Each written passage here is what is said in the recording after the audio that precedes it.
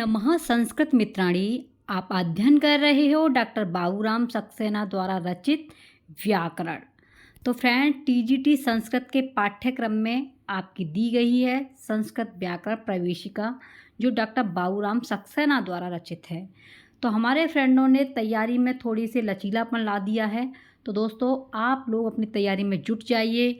आपके प्रश्न किस तरीके से जो है टीजीटी में आते हैं वो आप इस वीडियो के अंदर देखेंगे, और इसमें आप समझेंगे किस तरीके से अपने नोट्सों को आप कंप्लीट करते जाएंगे। तो फ्रेंड्स, आयोग द्वारा पूछे जाने प्रश्न आप खुद बनाएंगे और ख़ुद आप इस वीडियो के अंदर देखेंगे। तो सबसे पहले आपका ये पेज है प्राकथन। इसमें देखिए आपको कैसे पढ़ना है और कैसे क्वेश्चनों को पुटअप करना है। सबसे पहले व्याकरण को क्या कहा जाता है, क्वेश्चन आएगा व्याकरण को क्या कहा जाता है। तो आप कहेंगे व्याकरण को शांग वेद का मुख बताया गया है। ठीक है, ये आपको किस में नोट करना है, अपने नोटबुक में। उच्चारण पर विचार करने वाले, यानी कि उच्चारण पर विचार करने वाले वेदांग शिक्षा के प्रतिपादक के लिए प्रातिशांख्यों की रचना हुई। उच्चारण के लिए किसकी रचना हुई, वेदांग शिक्षा पर, तो वो हुई थी प्रातिशांख्यों की रचना। तो आपको ये पॉइंट बना करके क्या करना है, अपने नोटबुक में लिखना है, मोस्ट इम्पोर्टेंट है। ठीक है दोस्तों, देखिए डॉक्टर बाबूराम सक्सेना की जो बुक है वो देखने में छोटी है, लेकिन आपको इसकी तैयारी अच्छे से करनी है, क्योंकि टीजीटी के पाठ्यक्रम में दोस्तों हूबहू आपकी वही लाइन आती हैं जो आपकी इसमें दी गई हैं। ठीक है फ्रेंड्स, नेक्स्ट पॉइंट बना के लिखना है आपको। यास्क मुनि ने शब्द निरुक्ति संबंधी ग्रंथ निरुक्त प्रस्तुत किया। इन्होंने यास्क मुनि ने शब्द निरुक्ति संबंधी ग्रंथ लिखा था। तो यास्क ने ही सर्वप्रथम शब्दों को चतुर्विध विभाजन, यानी कि 4 भागों में बांटा था, नाम, आख्यात, उपसर्ग और निपात। ये आपको किस में करना है नोट, अपने नोटबुक में। यास्क मुनि ने शब्द निरुक्ति संबंधी ग्रंथ निरुक्त किसने लिखा है, यास्क ने। प्रश्न आएगा कि निरुक्त के लेखक कौन है, तो आप कहेंगे यास्क ने सर्वप्रथम 4 विध विभाजन किया था। तो वो कौन कौन से, नाम, आख्यात, उपसर्ग और निपात। ठीक है, सारे शब्दों का आधार क्या है, धातु समूह। इसे आप पॉइंट बना के लिखेंगे, सारे शब्दों का आधार क्या है, धातु समूह। नेक्स्ट देखेंगे पाणिनि की अष्टाध्यायी। पाणिनि ने क्या लिखा है, अष्टाध्यायी। ठीक है, यास्क का समय क्या है, मोस्ट इम्पोर्टेंट लाइन है जो आपको अपने नोटबुक में लिखनी है। अगर आपने स्टार्ट नहीं किया है तो बिल्कुल 0 से स्टार्ट है दोस्तों, आप लोग अपने नोट्स बनाते चलिए। यास्क का समय अनुमान से है 800 वर्ष। कितना है, 800, मोस्ट इम्पोर्टेंट है, 800 वर्ष ईसा पूर्व। ठीक है, नेक्स्ट देखिए आपिशली, काशकृत्स्न, शाकल्य, शाक्टायन और इंद्र प्रभृति विभिन्न व्याकरणों का उल्लेख पाणिनि के अष्टाध्यायी में हुआ है। क्वेश्चन आएगा कि पाणिनि के अष्टाध्यायी में किन लोगों का जो है अधिक वर्णन हुआ है, कवियों का। तो आप कहेंगे आपिशली, काशकृत्स्न, शाकल्य, शाक्टायन और इंद्र आदि लोगों का व्याकरण में प्रयोग पाणिनि के अष्टाध्यायी में हुआ है। ऐन्द्र व्याकरण का एक प्रतिष्ठित संप्रदाय बहुत दिन तक रहा। ये ऐन्द्र व्याकरण है जिसका जो है संप्रदाय बहुत दिनों तक चला था। तैत्तिरीय संहिता के अनुसार ऐन्द्र व्याकरण ही सर्वप्रथम व्याकरण है। क्वेश्चन आएगा कि सर्वप्रथम व्याकरण कौन सा है, तो आप तैत्तिरीय के अनुसार तो आप कहेंगे ऐन्द्र व्याकरण। देखिए ये किताब में से आपको जो महत्वपूर्ण लाइन है वही आपको नोट करनी है। ठीक है, ऐन्द्र व्याकरण ही सर्वप्रथम है। सर्वप्रथम व्याकरण कौन सा है, आपका ऐन्द्र। इसका अनुकरण करके ही कातंत्र, किसका, यानी कि ऐन्द्र व्याकरण का दोस्तों अनुकरण किया है तो कातंत्र तथा अन्य व्याकरणों की रचना हुई है। जब इसको पढ़ा है इसी से कातंत्र हुआ है और इससे अन्य व्याकरणों की भी रचना हुई है। वरुचि और व्याड़ी इसी व्याकरण के संप्रदाय थे।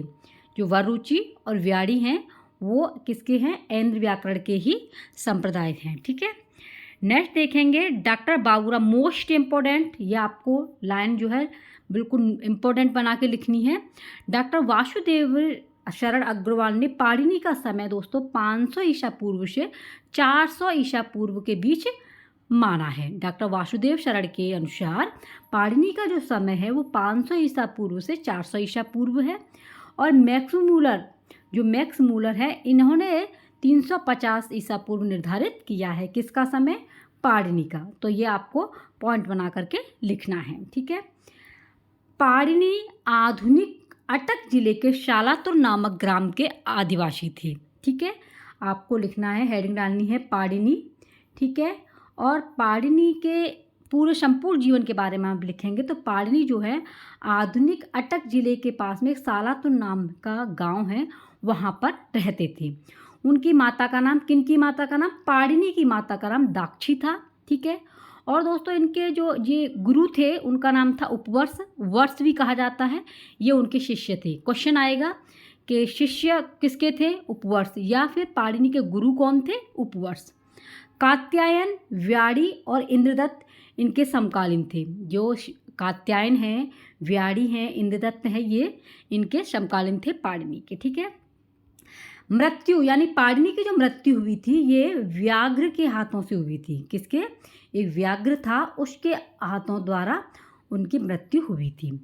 पाणिनि अध्ययन में अधिक प्रखर नहीं थे। ये आप समझ सकते हैं कि पाणिनि जो थे पढ़ने में बहुत ज़्यादा बुद्धिमान नहीं थे।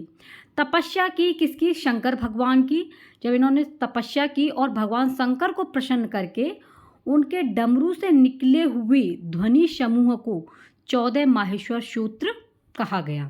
यानी कि पाणिनि बहुत ज़्यादा होशियार नहीं थे पढ़ने में। इन्होंने भगवान शंकर की कठोर तपस्या की। भगवान शंकर जो है प्रसन्न हो गए, उन्होंने 14 बार डमरू को बजाया और जो 14 ध्वनि निकली उन्हीं को क्या कहा गया? माहेश्वर सूत्र कहा गया, ठीक है। नेक्स्ट है, पाणिनि ने समस्त अष्टाध्यायी बनाई। तो इनकी रचना का नाम क्या है? पाणिनि की का अष्टाध्यायी, ठीक है। पाणिनि की निवन तिथि यानी कि जो पाणिनि की निधन तिथि है, मृत्यु की तिथि है, वो त्रयोदशी है।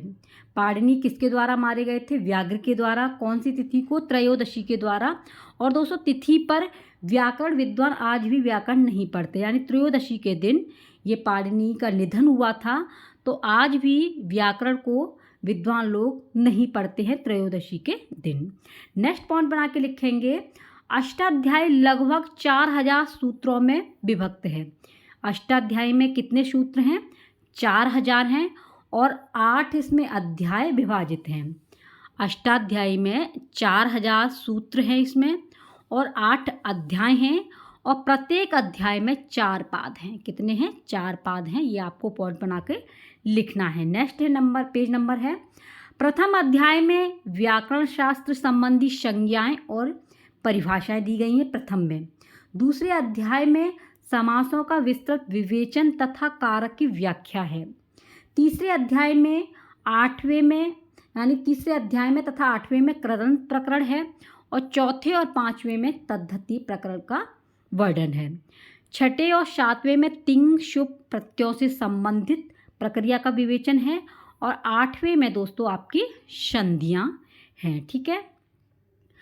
पाणिनि को मुख्य रूप से 6 साधनों का आश्रय लेना पड़ा। कितने का? पाणिनि को 6 साधन का जो सहारा लेना पड़ा। प्रत्याहार नंबर 1, अनुबंध और गढ़ तीसरा, चौथा है संज्ञाएं, 5वां अनुवृत्ति और 6वां है आपका पूर्वत्रासिद्धम और सदृश नियम, ठीक है।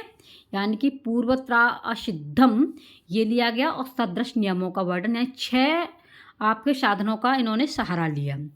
प्रत्याहार में जो प्रत्याहार हैं ये 14 माहेश्वर सूत्र को आधार मानकर बनाए गए हैं। ये प्रत्याहार 14 जो माहेश्वर सूत्र हैं उनको आधार बना करके बनाए गए हैं। नंबर 1 आयुड़, रीलक, एओड़, एओच, हयवरट, लं, यमर्नम, झबंग, घड़दश, जबड़गर्द, जबगर्दश और खफ, छट, थ, चटतव, कपय, शशर और हल।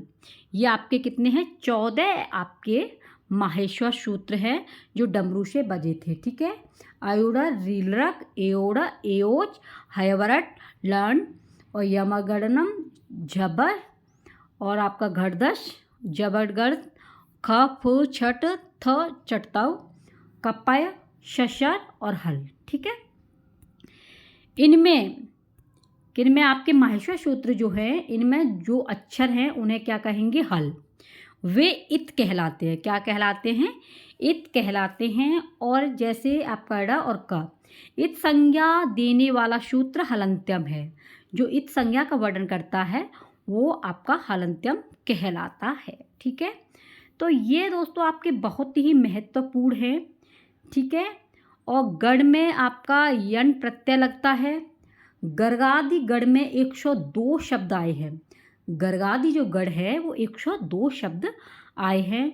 संज्ञाएं और परिभाषाएं ये आप कल की वीडियो में देखेंगे।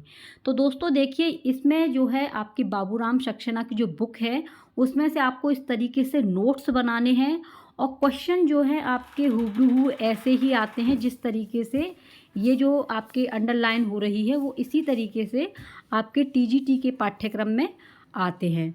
तो फ्रेंड्स, ये थी आज की क्लास। आपको कैसी लगी कमेंट बॉक्स में ज़रूर बताना और आप अपनी तैयारी में लग जाइए। परीक्षा कभी भी आ सकती है। ठीक है, आप अपना ख्याल रखना। और अगर आपने अभी चैनल को सब्सक्राइब नहीं किया है तो चैनल को सब्सक्राइब करना। और दोस्तों, पीडीएफ प्राप्त करने के लिए टेलीग्राम से ज़रूर जुड़ जाना। ठीक है, मिलते हैं नेक्स्ट टॉपिक में नेक्स्ट वीडियो के साथ में। तब तक के लिए बने रहिए अपने ही आदर्श कैरी क्लासेज के साथ में। Take care, bye bye.